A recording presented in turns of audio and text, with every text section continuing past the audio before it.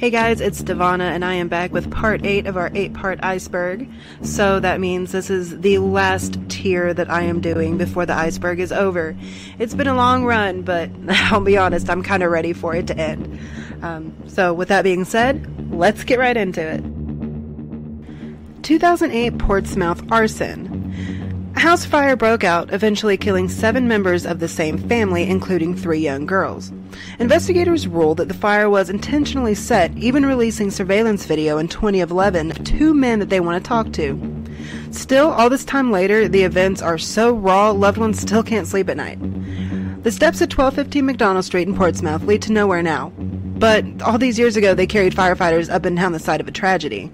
Lisa Rose was killed in the early morning hours of March 7, 2008, along with her 3 daughters, Aaliyah, Annabelle, and Allison. Rose's grandparents, Albert and Ruth Moore, great-uncle Clarence McWilliams, were rescued by a man who happened to be walking by and saw the fire, but they died weeks later.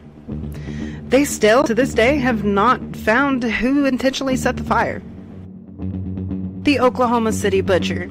I really wish that this one had more information on it, but with how far down we've gotten into the iceberg, I'm not surprised that a lot of these I can't find much information on.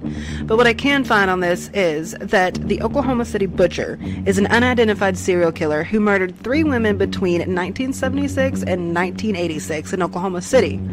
The killer murdered, dismembered, and mutilated 3 young homeless Native American women. The 2007 Boca Raton murders. In 2007, several murders at the mall drew national attention. In March, a 52-year-old woman was kidnapped and murdered. In December, a 47-year-old woman and her 7-year-old daughter were also kidnapped and later found bound and shot in the head in the woman's SUV in the mall parking lot. This case was featured on America's Most Wanted and caused host John Walsh to say he believed a serial killer may be in the city. Though there is no forensic evidence to suggest the murders were committed by the same person, the similarities in the case led police to believe that they were related. In addition, a similar incident occurred at the mall in August, in which a woman and her 2-year-old son were kidnapped and tied, found in the car, but they were still alive. To this day, the murders remain unsolved. The Valentine's Day triple murder. Police say sometime early on February 14th of 1985, 37-year-old Rundle, along with her 12-year-old son and her 10-year-old daughter, were killed inside of their neighborhood home. According to the articles, one of Rundle's ex-husbands, Douglas Peltzer, found the bodies whenever he stopped by that morning with a Valentine's Day present. Police said all 3 had been beaten and strangled, and there were signs that the 2 females had been sexually assaulted. The Lawton, Oklahoma murders. A serial killer in Lawton is possibly still on the run 20 years later.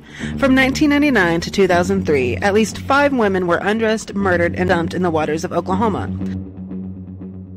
The Flora, Indiana arson. The windows and doors are boarded up, but otherwise the house on East Columbia Street sits almost untouched after the deadly fire in the early morning of November 21st, 2016. 11-year-old Kanaya, 9-year-old Kiera, and 7-year-old Carrie and 5-year-old Keani Welch were trapped in the fire. Their mother, Galen Rose, and Carroll County Sheriff's Deputy Drew Yoder both tried to rescue the girls and suffered serious injuries that required hospitalization in the process. The Father's Day Bank Massacre.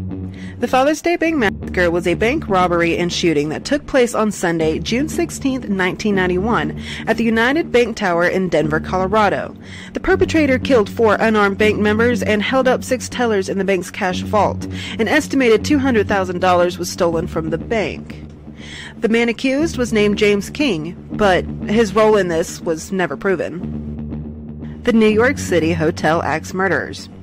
Over the course of 1 week in New York City in 1985, a violent and brutal killer wielding an axe took the lives of 2 women, 85-year-old Jeanette Scott and 58-year-old Ruth Potdevin. Both women were killed in hotels within days of each other, less than half a mile apart. While the crimes themselves were grisly enough, the killer went further by leaving a gruesome puzzle behind at each scene. While the NYPD believed that they would capture the assailant, his wrath disappeared just as mysteriously as it had originally materialized. The 2010 Columbus arson. On Friday, October 15, 2010, at about 5 a.m., an unknown person set the residence at 128 North Yale Avenue on fire.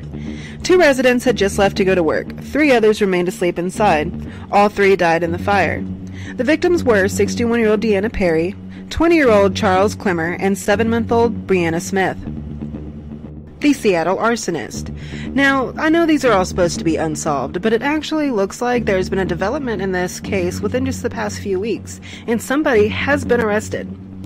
And his name is Paul Kenneth Keller. He is a serial arsonist and convicted murderer from Linwood, Washington, and he is now serving 107 years in prison and will be eligible for parole in the year 2079. He was convicted of setting over 107 fires and admitted to setting over 76 of them.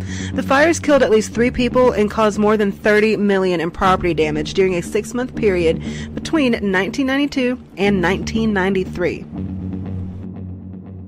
Steve's Motel. For 84 years, there existed a small, dark stain in the heart of America, a place where travelers of the night passing through a small town in Ohio were likely to be surrounded by rapists, drug dealers, murderers, and sex traffickers and not even realize it. Despised by some and loved by others who knew it was a place where anything goes, its notoriety reached its peak in 1991, when a triple homicide occurred, the victims being a couple that owned the property along with their 6-year-old daughter, and what appeared to be a professional hit. The case was never solved, and it, along with the very acknowledgement of the existence of the place, has been swept under the rug by its locals. That means that they have since torn the place down. Okay, everyone, well, that concludes the iceberg that we've been working on for the past 8 weeks. Feels kind of nice, doesn't it? I have no idea what I will be putting out next Thursday in place of this, but I will find something. Anyway, thank you again for watching. Don't forget to like and subscribe. It really helps the channel. I'll see y'all next time. Good night.